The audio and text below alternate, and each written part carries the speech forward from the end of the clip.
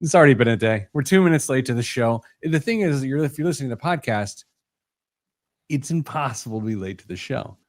In a vast majority, thousands of people are listening on the podcast, the live stream. Dame, Kristen, not necessarily thousands, if we're being honest. Hello, everybody. Hello. Good day, Pete. Dame, other than traffic and parking, what's my biggest bugaboo in life? Come on. Kristen. Tardiness. Being late. Oh, yeah. Being late. And so I am sorry. Jeremiah, thanks for your time. Jason, hello. Cheryl, good day to you. Do you guys want to hear a Pete's old story? Want to hear a Pete's old story? Always. Dame, have you gone to a dermatologist recently? No. You should. Yeah. Okay, Mom. Well, here's the thing. So I'm a ginger. Yeah. And former ginger, FG. And I should have gone a long time ago. By the way, I'm fine. I went on Monday. It was a delightful experience. Like, it was like, I don't know what was going on. And it wasn't just because I was in a robe and there was 3 other adults in there looking me over with a magnifying glass. But it's just like a good thing. And at one point in time, the doctor says to me, she's talking about my skin. And she was like, well, you know, as your skin matures. I said, can I stop you right there? She's like, oh, what's that? And I said, well, you can say age with me as it ages. Like you can say, she was like, well, most patients don't prefer that we tell them that their skin age. I'm like, no. I need an honest conversation. My skin is not maturing, right? It makes the same dumb jokes it always makes. It's getting older. It's decomposing, honestly. Then in the next 3 days, what do? I now list my age as I've referred 3 other people to this dermatologist. I'm at a point in my life where I simply refer dermatology experts to my friends. That's who I am. Did you call her by her first name? No. She elicited the respect of like 1,000 years of schooling. So I called her doctor. Good. To be honest, though, Kristen, that's a good question because I'm more apt to call a male doctor by their first name and deliver the respect to a female doctor by calling them doctor. And I think there's something twisted about that. I think if we examined that, we would find that to be true.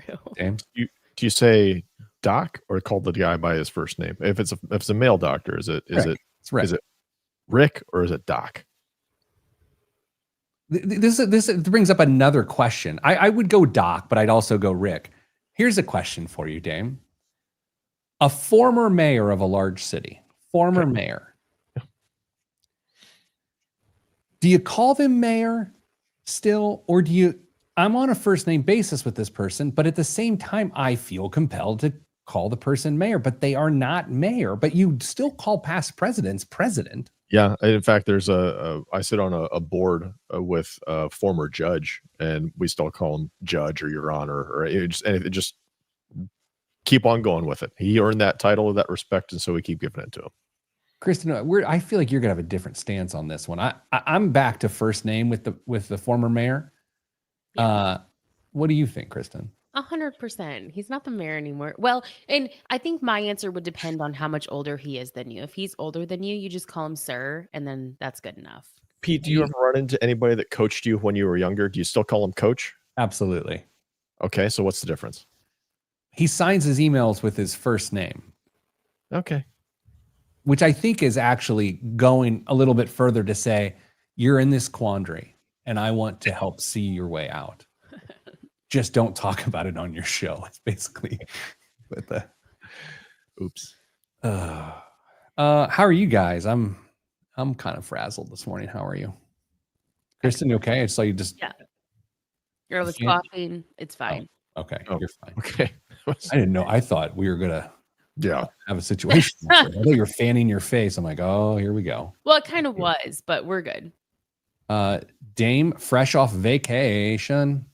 Indeed. Refreshed, ready to go, ready for another vacation. Dame, you speaking of dermatology, cardinal sin of the bald man on your vacation, and you sent me evidence. You didn't wear a hat or sunscreen on that crystal ball of yours, and you burned it to all hell. I felt prey to the greatest mistake that bald men fall prey to, is which, hey, it's cool, it's overcast. And what are the chances I'm really going to burn today? Well, when you're outside for 10, 12 hours, you still burn, even though not a speck of sun comes through the clouds all day. You still burn. Kristen, did you catch the 5-minute and 20-second vacuum sound that just occurred? I Yep. did. What's interesting is when it happens to Dame, it like kept him quiet after the vacuum. Huh. Can we wait a second? I blame most things on me because I tend to make a lot of mistakes. What if Dame is to blame? Did it happen when he was gone last week? Oh, dang it. It's your fault then, Kristen. All right. You guys are, dare I say, godsends. Because the complexity of my week put me in a position in which I did not have time to plan the show today. So this is like feeling like the previous 14 years of the show. So you guys really wrestled this thing into a great place, and I appreciate it. You're welcome. I think it's just you setting us up in case it bombs. Everybody knows it's on us this time. Pete's doing a great job. Everybody's happy with him. Navigating Now ended yesterday. Comcast. R.I.P. Comcast. Look, guys, I don't know. I get an idea and I do it, and I don't know if it's good or bad. I don't really care. Yesterday, I'm okay with that series. I think it was a good series. Jo, who's on the stream here today, she sent me a text that she loves the series. Going to miss it. Yesterday was a really good episode, a good metaphor around bubbles and investing bubbles and balloons. I was like, okay, I can put my name to that. But it's over. Going for some syndication now? Just live forever in syndication? I don't have the time for that, unfortunately. Two pieces of news, not news to you all, just I haven't brought it up specifically. We are going to record at a different time, live stream at a different time in the next 2 weeks. Next week's going to be super hairy. And the week after that will be a little less hairy. I think we're going to have more dates. But next week, I'm guessing Tuesday, but I don't really know. It'll be a good time. Yeah. And then no stream the third week. Unless you two want to get together and mess around. I'm on vacation. Sweet. Okay. Boy, Records Roddy, Scott Roddy is like, no inside baseball. And what did we just do for the last 7 minutes? Batter up, pal. Scott Roddy doesn't care for us. No. All right. Before we get going, let's go Pacers. Go Pacers. Yeah. Sorry, I have a fairly substantial spider crawling across the back of my desk that I'm keeping close eye on right now. But It's fine. What's he gonna do? spin a web, enchant me. Maybe he'll spell something in the web. I don't know. You'll be fine. Really good. He said spin a web. I'm like, why would he tell you a story? Yeah. That'd be a yarn. Charlotte's Web was so, Kristen? Doesn't she die? Yes. Oh, spoiler alert. Hold on. We gotta have like Come on, the movie. Time out. Wait, did you say the movie? Okay, in school we watched like parts of it, but I wouldn't watch it because I knew that it was sad. Okay. You don't watch things that are sad? Especially not about animals. Boy, your algorithm on TikTok could get really messed up quick if you just stumbled into a couple I bad just videos, don't. sad videos. I'm not watching sad animal movies like Marley and Me or like none of that. No. Charlotte's Web's an elite book and movie. Really good. Here's something funny. I take obviously a bunch of 13-year-old boys to a soccer practice. One of them's my son and his friends, so not random. And somehow they started talking about Lord of the Flies the other day, just randomly amongst themselves. And two of them had read it and watched the movie, and my son had not. And to hear 3 13-year-old boys in 2025 talk about Lord of the Flies was the most interesting part of 2025 for me. One of them was like, dude, it's a banger. You got to read it. And Ted's like, oh, maybe I'll make time. And the other was like, oh, Ted, it's a really good book. Maybe I'll make time. I know. And I was like, who It's like, are these what else do you people? have going on? Summer book club, man.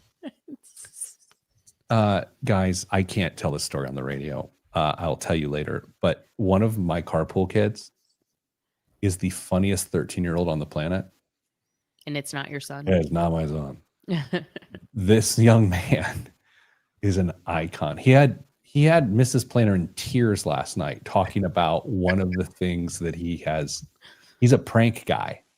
Oh, no. But not just a prank guy, multi-threaded, long-run pranks. He started a prank I can't tell you about it, but he started a prank in March of this year and unveiled it 2 days ago. That's commitment. Patience to let it develop. That's amazing. Now, Pete, the question everybody's asking themselves: were you jealous or intimidated by the 13-year-old? No, I want it all. Okay, Mrs. Planner was laughing, and Pete was like, "Get out of my house." I was like, "Get out! Just get out!" I was trying to. He's so funny. I don't want to get him in trouble, so his dad may listen to this show. But just know, if I'm talking about your son right now and you're listening to the show, good friend of mine, it's the best. You should be proud. Oh no, Dame, it's so funny. I can't wait till after the show now. Oh my gosh. I'm like, okay, we got to get going. We're approaching 12 minutes. I don't know what we're doing. We're just going to start this show. I need a timer. Thank you for your notes you sent over. That you just said you have no idea what we're doing. Shh. I didn't look at the notes. I may have replied back perfect without reading it, but I think it's good. Love it. I think actually. I didn't read it. Here we go. In 3, it's been a week. 3, 2, 1. This week on the Pete the Planner Show, we have the finest episode ever, a topic that I have passion around. Here's how the show works. You email us, askpete@petetheplanner.com. That's Ask Pete. Ask Pete's all one word in this instance. And then we'll do some stuff. And the show is a financial show. We giggle and we teach you stuff, and it's good. If you want to learn more about the show, download a podcast called The Pete the Planner Show, or simply go to petetheplanner.com and you learn more about these two people, Kristen Elanius, Damian Dunn. Kristen, hello. Hello. Damian Dunn, hello. What's up? Total lie. There's nothing about you on petetheplanner.com. Chris, I don't believe there is. Is there, Kristen? I mean, our faces are there. Yeah, but that's not about you. Should we do some bios of you guys on the show? That's okay. We'll totally do it. Okay, anyway, here's what we're talking about today. We have a question for you, an interrogative. And dare I say, it's a rhetorical question that we do want you to spend some time on. Are you actually making financial progress in your life, or just busy with money? Like, are you progressing, or are you kind of just marinating? And that's what the topic is here today. So given that I'm an old gym bro now, like I am in the gym getting gains, let me spin a little web for you, as some older folks say. Just because you go to the gym doesn't mean you're getting stronger. You could be scrolling between sets or walking in circles around the squat rack. Same thing with money, though. So you paid your bills, checked your balance, maybe saved a little, but is that motion or is it real progress? And that's where we start today. So, Kristen, is it possible people feel stuck even when they're trying hard and they think they're accomplishing things? Is there a thing where they're just actually spinning around in circles? Yeah, absolutely. I can't tell you how many times I've been talking to someone about their personal finances, and they're like, we're just trying so hard. You know, I do ABC, or I've cut out X, Y, and Z, and I just feel like we're not making any progress. And it's like, well, are we busy, or did we actually cut out or add the things that matter? Because there's a distinction with a difference.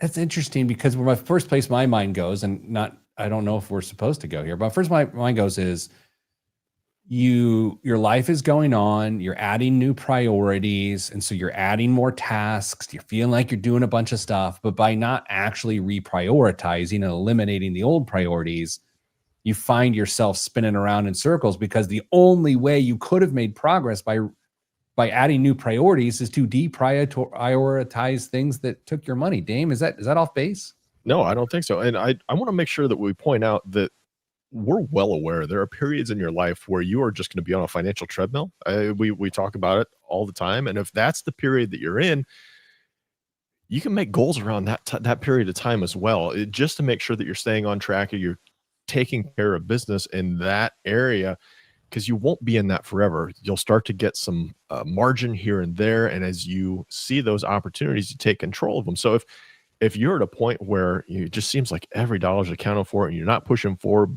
but there is light over the next couple of hills, it's all right. Stay on that treadmill. Don't do anything to go backwards. And as soon as those opportunities arise, jump on them. I buy that a lot. Am I echoing? I don't know what's going on today.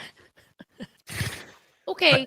I put bad karma out in the audio world. Kristen, go ahead. You did. I was going to say that, if we relate this back to that fitness metaphor, when Dame and I were talking through this outline a little bit, I said, I feel like this is the equivalent of like, I was back in the gym this week, and because I'm finally feeling better, and I'm not in the gym to make like any measurable progress right now. If this is your first show, I'm pregnant. So I'm not trying to like have all these gains, or I'm not trying to like reduce body fat percentage. I'm just in there because I want to keep my body moving, keep my cardiovascular health up. And that could be true for a stage of your financial life too. We call like the daycare years, the treadmill years. So it's just important to note if that's a phase of your life financially.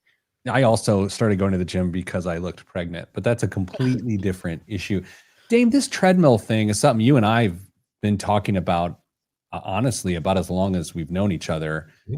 What's interesting about it, there's some natural periods that I can maybe offer, and then we can talk about the opposite of those.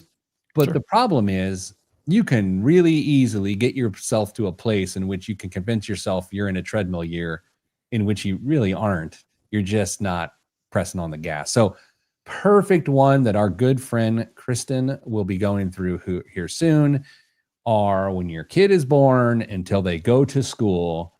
That is generally a massive treadmill period a year. Dame, do you agree, disagree?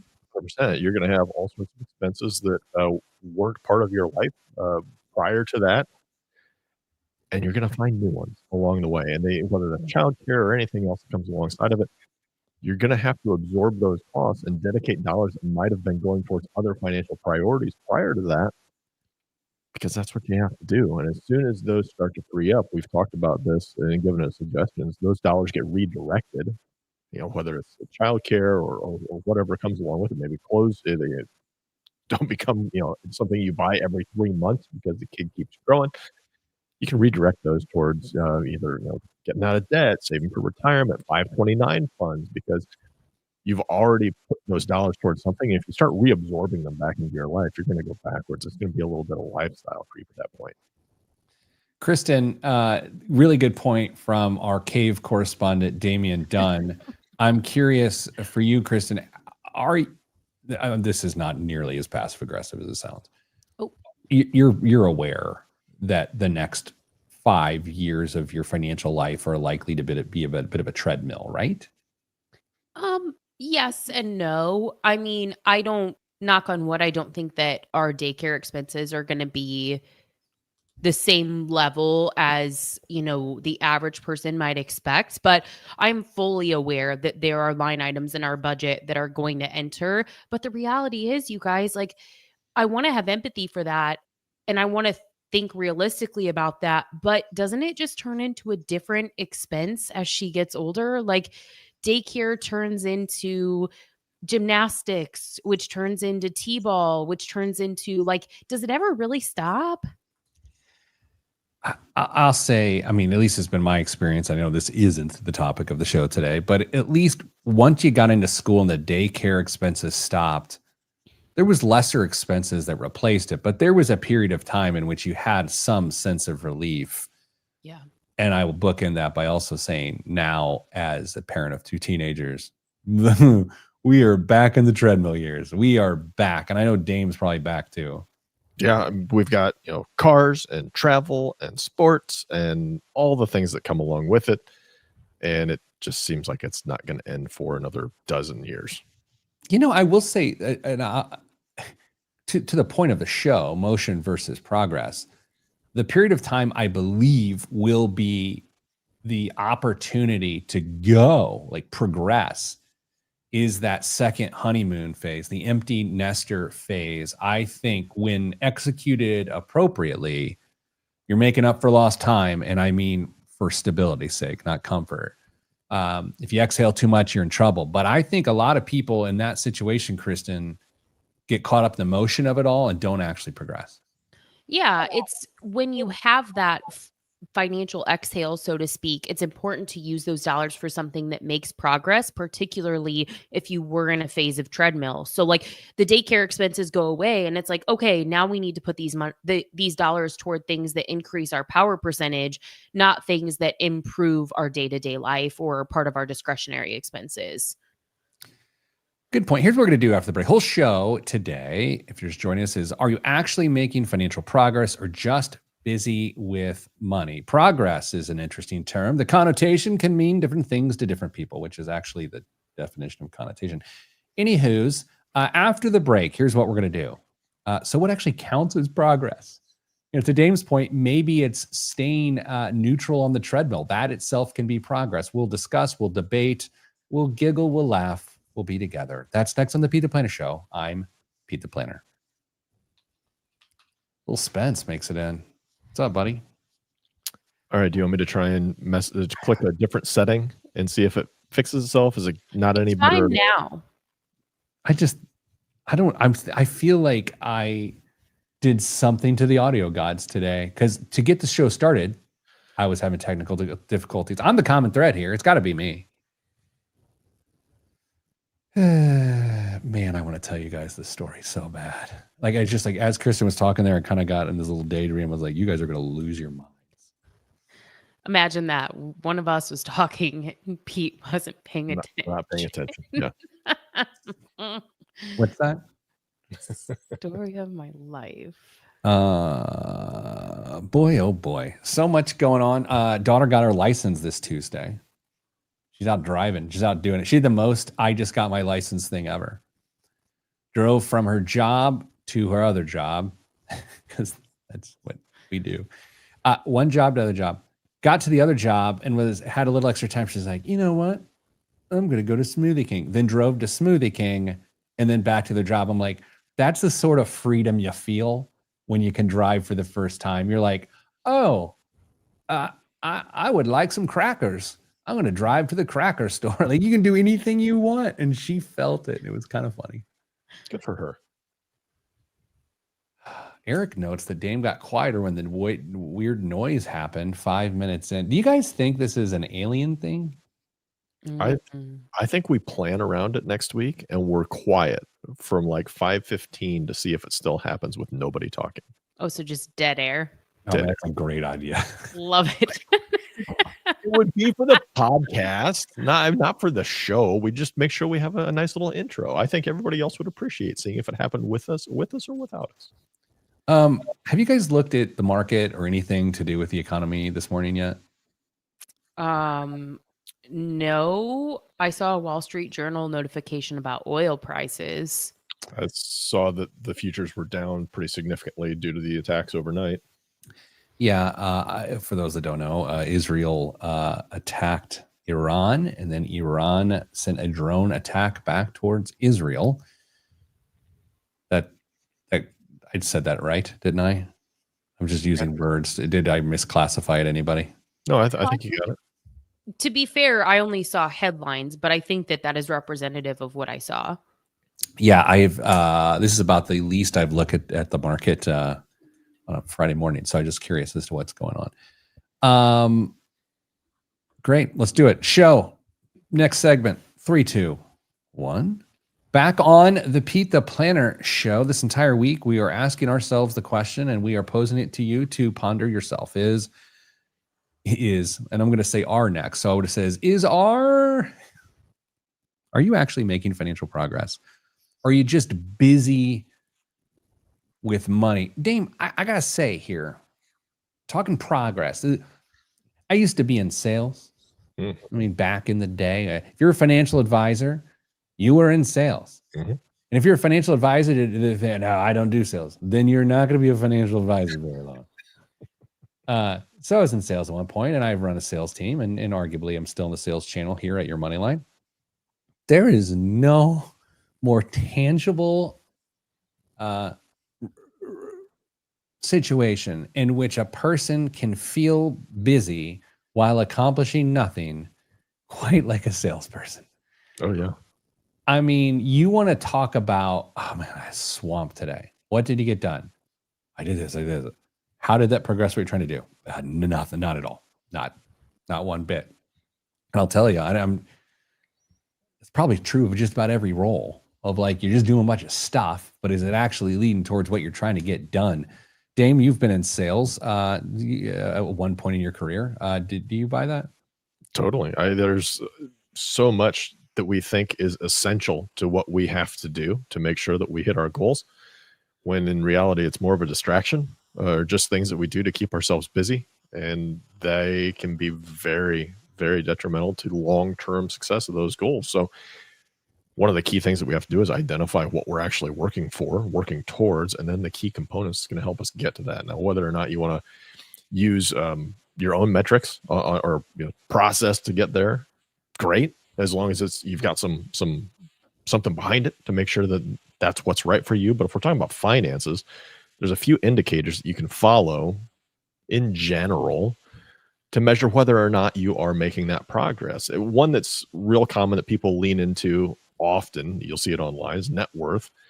I'm kind of, okay. I mean, it's common, it's out there. It's a good number for you to know. I'm not saying that it's not, but there's too many things that are outside of your control in net worth that really kind of take it down a notch for me to really consider it a premier benchmark of how you're doing financially. Kristen, do you see that differently? No, and I think the hard thing about net worth is it's not something that you should be measuring every day. It's something that at best you should be measuring on a quarterly basis. So to say, hey, I've made progress in my net worth from, let's go last quarter to this quarter, it's like, well, is that just because the market's up? Or like, did you actually make progress? So that one is really a long term, a multi-year metric to know, hey, did I make progress over the last 5 years, for example? This One might that be we- sorry, Dan. Go on, buddy. One that we lean into more often than net worth is power percentage. It's a metric that Pete created 7 years ago at this point, roughly. And you know what? There's a lot of new listeners to the show. I don't know if we covered power percentage and what it is, or even like a snapshot for the new listeners, Pete. Not recently. I'd love for you to do it, unless you were asking me to do it. But I'll say asking you to do it, actually, Pete, since that's your baby. Oh boy, my wife told me never to call work product of mine a baby. So Dame, can you please take that back so I don't get in trouble for your I rescind my comment, and Pete had nothing to do with it. I like net worth, and I like net worth more when someone has a negative net worth and they can see it get less negative. Like, I think that's actually more helpful than someone who has a positive net worth and seeing it get more positive. As I wrote a couple of weeks ago in a column, the journey from stability to wealth is interesting. The journey from instability to stability is iconic. It's so much more compelling to me. But to Kristen's point, you don't and shouldn't track net worth on a daily or weekly or honestly even a monthly basis. It's just a little cumbersome. So, I'll be honest. I think I was talking to the friend of the show, Paul Ashley, Peebs. Paul Ashley, years ago, we were at a lunch. And he's asked me, he's like, well, how should I do this? And I was like, I sort of just made it up on the spot over lunch. And I was like, I went back to the office, started writing around it. And here's what it is. How much of your gross income, so you take your total income, I make $60,000 a year, divide by 12, your gross income monthly is $5,000. Did it for you. Pre-tax, pre-benefits, pre-everything, $5,000 a month. How much of that gross monthly income is going to increasing your net worth on a monthly basis? And this is something you can measure monthly. It's something that, you shouldn't probably do daily, but as your bills and income comes in and out of the household, you can reflect on it. And Dame, my favorite part about it is that when something changes, when you got a new expense or you get a raise, and then you see the decisions you're making and how that impacts your stability. Yeah, 100%. It's a wonderful tool because we love some instant gratification in our country, and power percentage gives you the opportunity to do that. It's all within your control. Net worth is a little outside of that. Great tool, but power percentage better. So I think you can still Google Pete the Planner power percentage and get some more insight into that on the Googles, maybe even Bing if you're so inclined to use that search engine. But power percentage, great. Another one, debt to income ratio. Kristen, I feel like we've talked about this more in the last year than we probably have in forever, and it all seems to be spurred on by you. I think you're a big fan of debt to income ratio. I'm a big fan of it only because I feel like these conversations are happening more and more. I mean, in our daily work, I mean, our team just had this meeting about how we've seen more conversations about legitimate bankruptcy in the Mm. last 3 months on our team than Dame and I probably saw in the first 3 years that we worked at Your Money Line. And so I think debt to income ratio is really important because it gives an idea of how much of your income is going to, well, it doesn't give the idea. It tells you how much of your income is going to service past decisions that you've made. Yeah. I can't believe you just said that. I was doing an event this week online, and I take questions in the chat or whatever. 4 or 5 questions about bankruptcy. Yeah. And I have not had one in a couple years. Yeah. I've had more calls in the last month on debt consolidation too than I have in the last couple of years too. It's just, it really feels like there's some big trouble brewing for a lot of people out there right now. You know what's interesting about that? This is insight you two are sharing that isn't really being reported. It isn't. It is a leading indicator of what could come, but it's also to some degree a trailing indicator of what people have been through. That's so interesting. Do you think it's the student loan situation coming due again, or do you think that that's a different thing? My perception is that it's that high interest rate unsecured debt is generally variable, and continuing to see an uptick in those interest rates increases the monthly debt service and eventually just becomes untenable. Though when I'm thinking about the specific situations we've talked through as case studies for our team, I think that's more of the reality of the situation. And I think we can attribute that to the fact that there can be reprieve from student loans based on your income level. It's just that the other debt service continues to climb. Kristen, you have a master's in behavioral finance, or did I make that up? Kind of made it up. My focus was in financial therapy. My master's is actually in financial planning, but Yeah, go on. exactly. You have a doctorate in behavioral finance. So Right. with that, the details, talk to me about in 30 seconds the emotional side of what should progress feel like. Progress should feel like you're not thinking about your personal finances as often. It should feel like you can sleep a little better at night. It shouldn't take up so much of your mental bandwidth when you start to remove yourself from some of these factors. She did it in 10. She's the queen. She's the queen. Let's do this. Let's take a break. And then, of course, if you are off track, we are at mid-year point, which is nuts. How do you course correct? What do you do next? Mid-year compass check. That is next right here on the Pete the Planner Show. Yeah, I'm Pete the Planner. I have a liberal arts degree, and I can't decide if my institution that I went to looks at me and goes, eesh, or if they look at me and go like, well, that's what you can do with a liberal arts degree. It's sort of 50-50 if I'm being honest. I could see that. From my side of things, as I've shared on this show at least once, I didn't even know it was a liberal arts school until my sophomore year. Okay, so that is true. But I also feel from my side, I'm incredibly thankful for that experience because it forced me to look at things from wildly different perspectives. And I do think it has impacted the way I think in a positive way. Nice.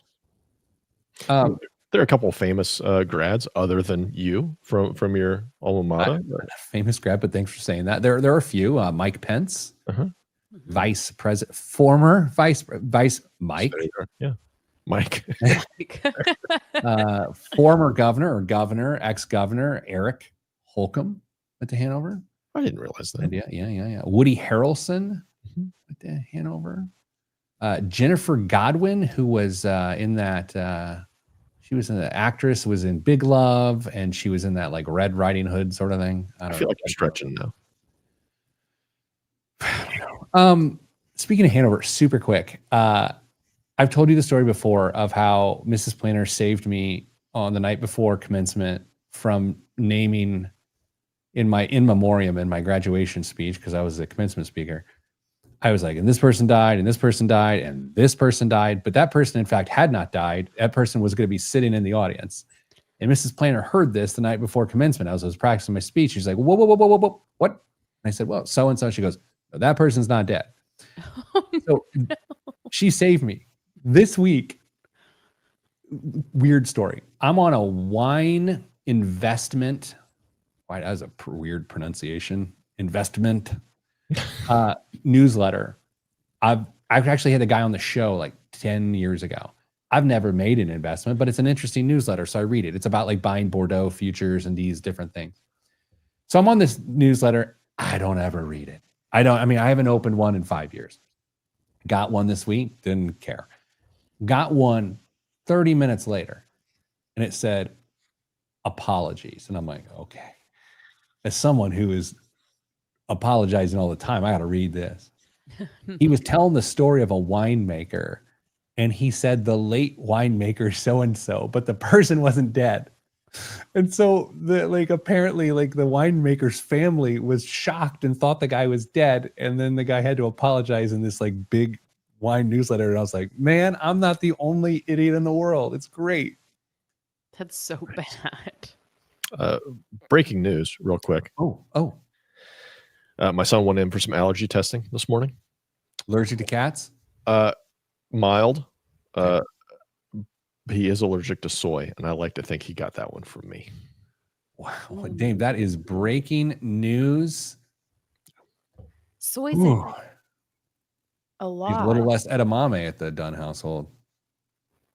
Yeah, there's a quite an expansive list there that we can cover off the air, so we can mourn my normal life that was when I woke up this morning.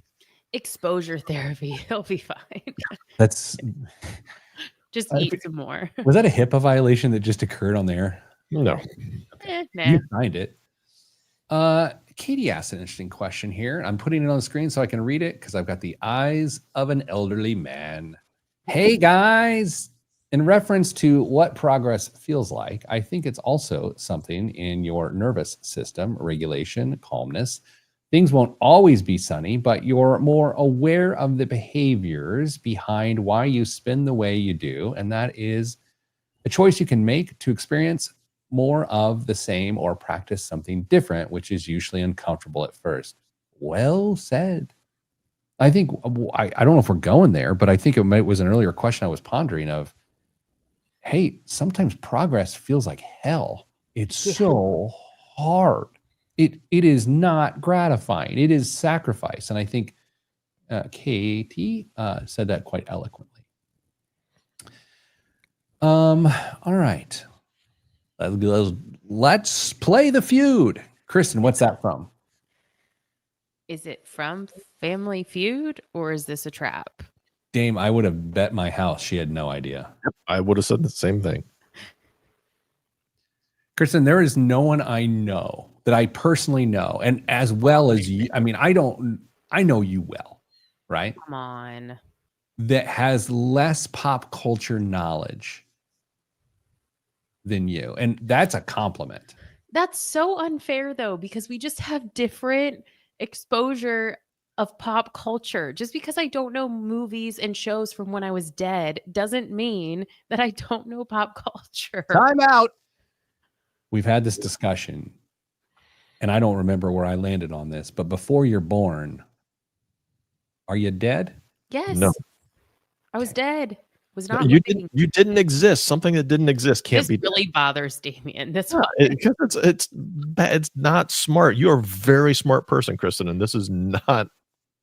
It doesn't make any sense. It does not compute. I'm going to regret this next talk path, but I learned something yesterday that it blew my mind. I'm going to regret this. Yes. Mm-hmm. So SHRM is a giant conference, Society of Human Resources managers. Yeah, sure. Something like that. Great organization. HR people are a part of it. It's a really good thing. They have an annual conference. It's a big deal. We got some people here going to it, to whatever. Always have unbelievable speakers. And it's giant. I mean, there's thousands and thousands and thousands of people there. Dame, the two speakers for this year, the two keynote speakers for this year are Jason Sudeikis, aka Ted Lasso, which was supposed to speak last year, but had to cancel the last second. And then the next speaker is Joe Biden. Really? Yes. One of our guys told me that yesterday. I was like, what?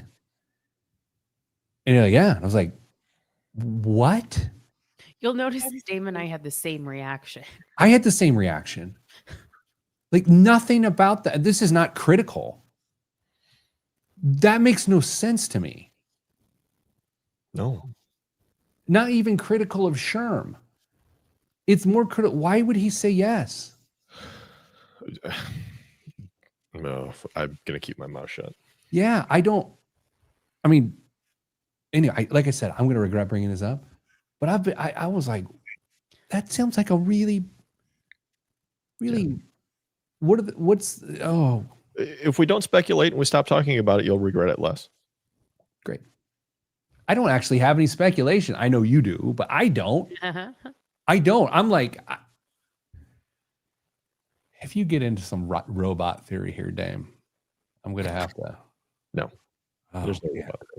robot. Lee asks, what is the swig line update? We'll tot out. So you're going to see a double line around the block to swig. Still not compelling for me, but hey, whatever. Ian, who showed up late today.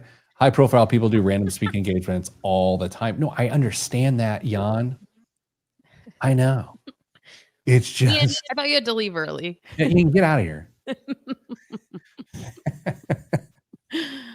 I'm just kidding, Ian. Let's go. Oh my gosh, we got to go. Here we go. Oh my gosh. Seriously. 3, 2, 1. Back on the Pete the Planner show mid-year. It's mid-year. It's a good time to find out, did you make progress this year financially, or were you kind of just busy paying your bills, putting a little bit in savings, all those sorts of things? So what do we need to do with this? Kristen, what are people dealing with mid-year? What sort of gets in the way? We're like fear, greed? Like what are we dealing with here? Yeah, I think we just get comfortable in our routines. And, if you're doing a mid-year check-in to say, did I actually make progress? If you're looking at your debt to income ratio, your net worth, your power percentage, before you know the results of those metrics, if you haven't looked at them yet this year, ask yourself if you think that you're in a phase of treadmill, honestly, because no one knows that except for you. You're the only one living your personal financial life, and say, okay, am I in a phase of my life where I should be able to make progress? And then let the metrics tell you whether you did or didn't. Don't let the metrics cloud whether you think you should have made progress or not. My power percentage has gone down the last couple of years. Same. I'm not making progress. I mean, I'm not. I'm just not. I'm running in place at best. Yeah, I'm going backward. I'm just being honest. Dame, what about you? Oh man, it's probably going backwards. I could get really cute and try and argue that there are certain things that I would count towards power percentage, but in reality, probably going backwards.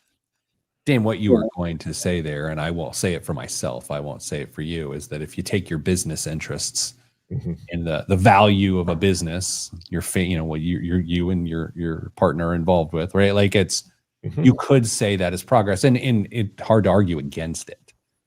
Yeah, I mean, even though there are real financial ramifications to doing what we're doing, Mrs. Advice and I, it's not the type of activity that I think power percentage is really generated and intended for. So I have to be honest with myself and say that's good, it's moving us forward, but it's not the kind of activity that we're really trying to sniff out with power percentage.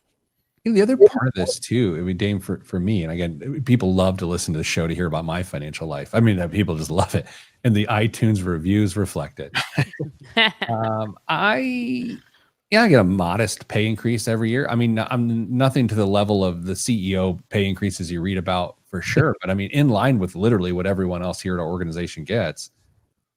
But that modest won't even always be the case, right? As the economy changes and you look at budgets and those things, that may not even be the case. So then if you think I'm already not making more progress than the previous years, if you're not careful, then you start lagging. Like, and then it can get serious that way. Kristen, I got to think that's common, right?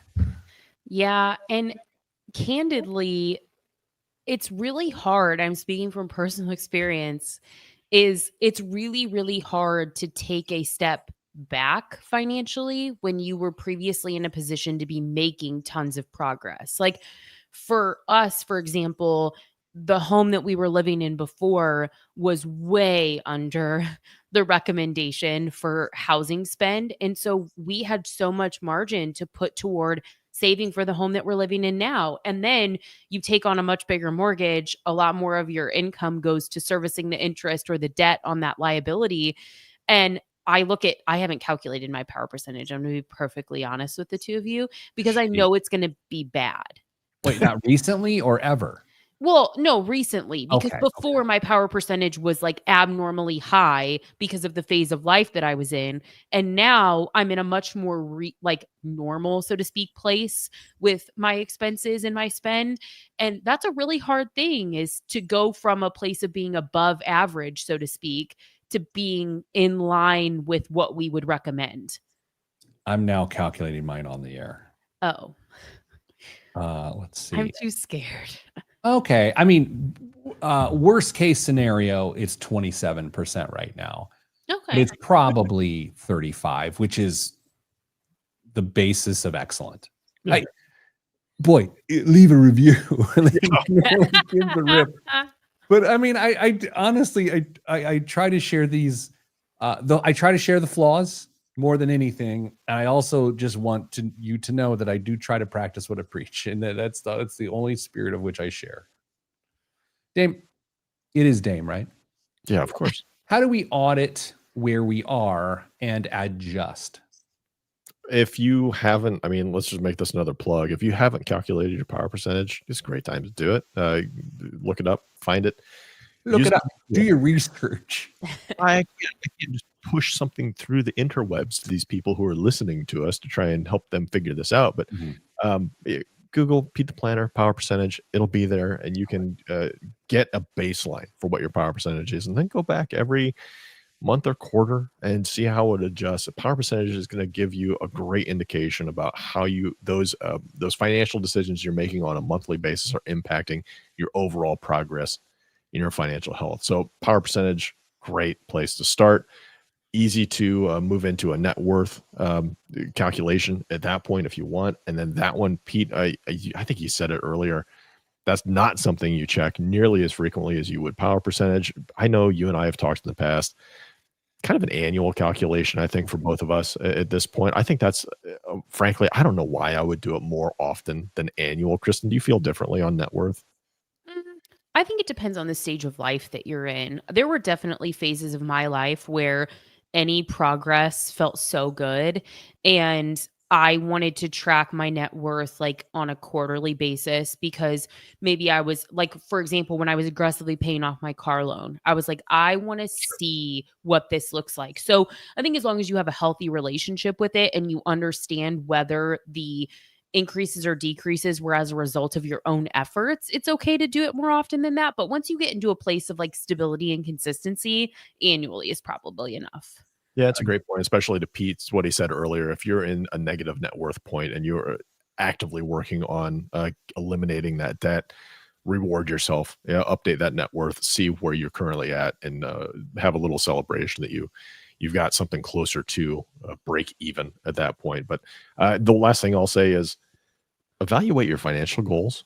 Are they still appropriate? Because targets change. They just do. Whether if you set a goal at the beginning of the year because you made it under the circumstances and the assumptions that were still viable at that point in time, have those changed, because there's no point in trying to hold yourself up to a goal that you don't have a reasonable shot at attaining. Go ahead and change it. There's no shame in moving the target just a little bit to make it attainable, to keep you moving forward and stretching to try and reach that financial goal. So if you don't have goals, create them. And a good financial goal, by the way, Pete, is 2 things. What are those 2 things? It is measurable. Yes. And it has a dollar, and it's got an expiration date. Yes. Time bound and specific. That is exactly what I was going for. I couldn't have said it better myself. I believe you did. I went to the annals of history here. That's with 2 N's. And here's the origin. Damn, that was for you. This is the origin of power percentage. Oh, Apparently, I did an episode 120 of the podcast in November of 2016 that explored it, but I could have invented it prior to that. Then in February of 2017, I debuted it to the world in the most colorful paper on the planet, USA Today. And then the first search result that returns on Google about power percentage and Pete the Planner is from March 5th of 2017, and none other than the legendary periodical / newspaper, the Corpus Christi Caller-Times. It's the first search result. So needless to say, kind of a big deal in Corpus. yeah. Good job.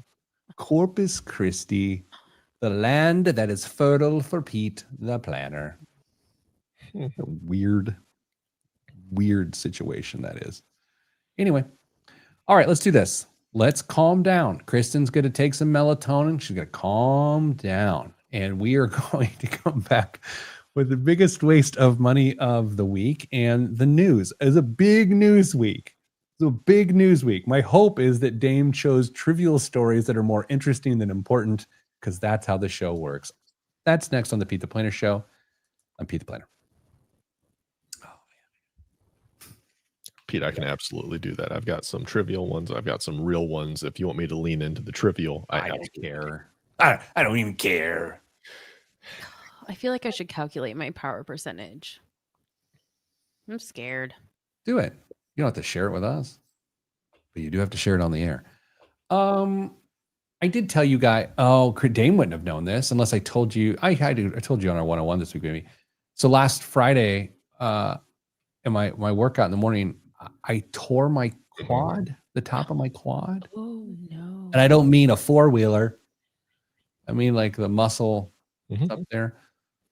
And Kristen, this me sharing this with you is just basically permission for you to just laugh at me forever. Are you ready for this? Were you ego lifting? Oh, you're Marco Polo. You're close. Okay. So needless to say, I'm in the world of pre-workout. Okay. And if you don't know, pre-workout is just a bunch of caffeine and other things. It's just like it increases your endurance and your energy, and it lasts for 5 or 6 hours, which is why these shows have gotten better the last several weeks. But one of the things it did is I did a really hard leg workout. And then Kristen, I felt like I'd probably go for like 2 more hours here. So jump on the treadmill, put it at a crazy incline. I'm mountain climb. I'm going up. I'm in Nepal. I'm going. I'm going to be top of the Everest soon. And I'm just going. And I'm like, I feel like I'm 14 years old with boundless energy. And I take a step and I just feel this massive tear pull in my leg. So here's where the conclusion I've come to. I believe that pre-workout isn't necessarily amazing if it prevents your body from telling you, yeah, you shouldn't do that. And that's where I'm at. Yeah. And you're really not supposed to be doing heavy cardio while you're still on the high from pre-workout. It's not good for your heart. Okay, look, breaking Time out. Didn't know that. Like it's maybe you're taking a little too much pre-workout because like No, I'm not. it's okay. No, I'm not. No, I'm not. No, I'm not. For your quad. So obviously You are. No, not. Okay, I know you have a doctorate in behavioral psychology with a specialty in electronic engineering, but I will say to you that I have checked with my physician, Lois, and it's fine. What did your dermatologist have to say, though? What did Dane, she you say? should go to the dermatologist. Why? Because Dan, you definitely should go to a dermatologist. Can I send you my lady? Yeah, sure. yeah. You better call her by her earned title. Okay. You ready to go? Eric's done that too. Dude, he's on the grind. All the cool kids are doing it. Can't really see the picture. Is he wearing a muscle shirt in that picture? No, I think he's wearing like a vest with water, like he's on like a hike or something. Come on, dude. That's how us athletes do it, man. Look, Camelback. 3, 2. Not ready. It's gonna take a second. No, it's a backpack. Oh, it's a backpack. I have things to carry. I'm sorry. Very sorry. 3, 2, 1. This week's biggest waste of money of the week, right here on the Pete the Planner Show, is the 2026 BMW XM label SUV. Typically, auto refresh announcements include new models. Instead, BMW is focusing its XM lineup for 2026 on just 2. The XM50E and the range-topping XM label. The latter is the most powerful BMW M production model ever, with a hybrid powertrain combining a 585 horsepower V8 and 197 horsepower electric motor integrated into the 8-speed M Steptronic transmission. Holy, Time out. okay, I'm winded. Oh my gosh. Because your heart rate's too high from the pre-workout. Shut your lips. The combined 748 horsepower output, which is clearly on pre-workout, propels it from 0 to 62 miles an hour in 3.8 seconds with a top speed of either 155 or 180 miles per hour, depending on whether the driver's package has been optioned.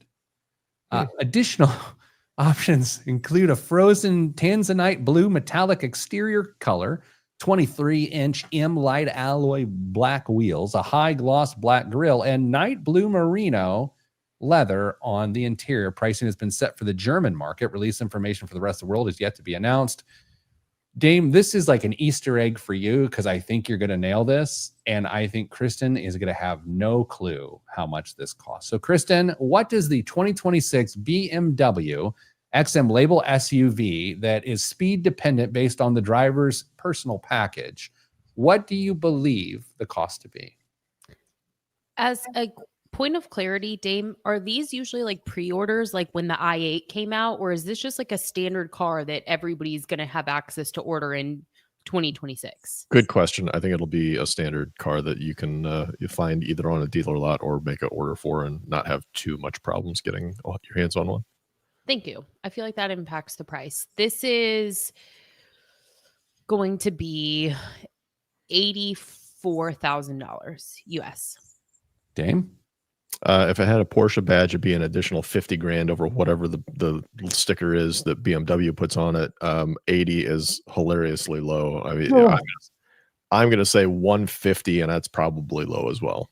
$212,500 plus is what it says. I guess it depends on the package. Yeah. Dame, what is in the news this week? While the average S&P 500 dividend yield is a modest 1.27%. Would you have guessed that, Pete? The average S&P 500 dividend yield is 1.27%. I think that just shows the changing nature of what's included. But I passes the sniff test. It seems low. Anyway, MicroStrategy just said, hold my Bitcoin. The company unveiled a new Series A preferred stock. Ticker symbol doesn't matter because this is not investment advice. With a jaw-dropping 11.75% yield. Shares debuted at $85, raising $980 million, which MicroStrategy plans to spend, surprise, by buying even more Bitcoin. That brings its total crypto stash up to 582,000 coins worth around $64 billion. But here's the fine print, because you know there always is, Pete. That sky-high dividend, totally optional. The company can skip payments with zero penalty and no catch-up later. So while the reward looks rich, the risk is very real. Kristen, have you seen The Wolf of Wall Street? Yes. Okay. Do you know the scene where Matthew McConaughey is explaining the brokerage business to Leonardo DiCaprio over lunch? Yes. And He they calls it, who's he? What's it? What's it? You know, that whole thing there? Yeah. What Dame just described of this security and the fact they can do whatever it wants, it just reminded me of the like, who cares? What's that? It's like this exact description of the craziness of this. Yeah. We'll be waiting for the chest pounding and the little chant that you two will do after. There it is. It's like I've watched that scene. Like I'll just go and watch that scene and then just turn it off because like everything else because it's so great. I saw a commercial this week for Bitcoin that I thought was one of the best explanations of Bitcoin I've ever seen. Actually, it was a Coinbase commercial about Bitcoin. Okay. Possibly one of the best, very simplified explanations I've seen. It said, what is bad about the U.S. currency or the U.S. dollar is that it doesn't hold its value because when we get in trouble, we just print more. Mm-hmm. And Bitcoin, all that will ever exists. And so therefore that is a stay of value and that it can't be devalued by printing more. And I thought, in a way, that is actually a really good explanation. I don't want to say whether it's true, but whether that justifies the purchase or whatever, I don't know. But I feel it's a pretty simplified explanation. That's why there's an argument to go back to the gold standard, or to tie the U.S. dollar to something tangible, so they can't just keep printing it. But I don't think Bitcoin's finished halving. I mean, our friend Dougie Deadlifts would be able to tell us, but I think there's a little bit more to come on that. I could be wrong. I believe you're right, but I think what it's saying is there's a determined amount. We already know how many there's going to be. You know. Yeah. What else is in the news? Turns out the internet might not be the best financial advisor. A new survey from the CFP board. Yes, the people who certify actual financial planners found that 57% of Americans say they've made money decisions they regret because of misleading online advice. The most common culprits: overhyped investment returns, bad takes on Social Security, shady tax tricks, and of course, crypto, because that's a great tie into what we were just talking about. Nearly 40% say they've lost at least $250 from bad advice, and about 1 in 5 say they've lost over $1,000. Younger folks are especially vulnerable. Nearly 2/3 of people under 45 say they've made bad money moves based on online info, compared to just 45% of older adults. But there's a silver lining. More people are trying to fact check what they read than they did 5 years ago, which is good because, as the CFP board puts it, popularity isn't the same as credibility, especially when your source is TikTok influencers with zero credentials but great ring lights. Two things. Kristen, I have absolutely read something on a blog / investment site and then made a decision on it and have regretted it significantly. Number 2, as a point of order, Dame, it's not certified financial planner for the CFP. It's certified financial planning practitioner. And I just want you to know that. Not when I'm talking about the CFP board. As someone who knows 2 CFPs quite well, and by CFPs, I mean certified financial planning practitioners, I'm pretty sure I'm right. That was a good use. Can I say something that might be kind of offensive? Please do. Let's get some ratings. Some heat off you. Do I know that I trust the people surveyed who made investment decisions based off of less than credible information on the internet to know whether they actually lost money or not? That's a pretty good point. It's like when someone who doesn't know something about a particular industry or concept, when they're told of someone, like if you're not an investing person, you have no idea. And I was like, hey, Warren Buffett says, and I'm like, I've never heard of Warren Buffett. That person isn't credible. Valid. That's a good point, Kristen. Dame, you got one more quick one for us? $7.96 trillion. That's the estimated value of assets following model portfolios. In other words, ready-made investment templates designed by third parties in April. That record amount is up from $6.4 trillion a year earlier, according to data firm Broadridge Financial Solutions. More than 8 in 10 fee-based advisors in the U.S. are now using models for at least some of their client assets. I believe that. I mean, that also says fees should come down because they're not managing individual portfolios. You should see AUM fees come down significantly.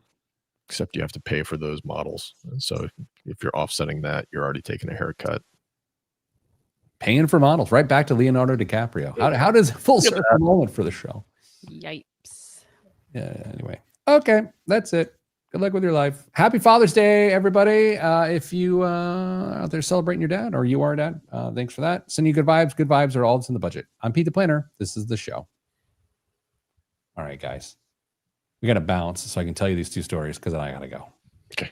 Valid. Hey, everybody. Happy Father's Day. Thanks, dads. And thanks for all the moms out there that step in and act the role as dad in certain families. So we appreciate you too. So stay getting money.